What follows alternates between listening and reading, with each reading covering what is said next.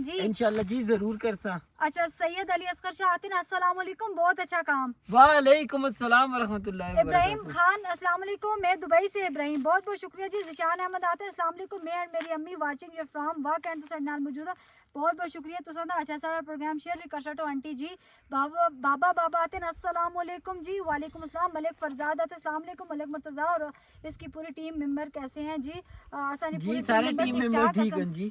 बहुत बहुत शुक्रिया तुसा दा। और जेने कमेंट कर देन असा नाल साडे YouTube दा लिंक जरा जल्दी कॉपी करके YouTube दे नाल आ जाओ। YouTube दा प्रोग्राम असी 1 घंटे करने और बड़ा फनी गपशप होंदी इत्थे जेड़े अरशाद तनौली साहब नहीं बोल लगते और YouTube यकीन करो उथे घुमर भी लग्या उथे माइये गाने टपे क्वाली फनी हर किस्म दा तुसा YouTube तो इंशाल्लाह मिलसी। बिल्कुल दुनिया जी। पॉइंट दी YouTube तो हर शायद से YouTube तो मिलसी, सिर्फ विजिट करने दी देर। विजिट करने दी देर। 7 शेयर्स हो गए हैं जी। कोका कर अच्छा जी इंजू करने हुण सारे दी देखने सुनने दी फरमाइश भी है।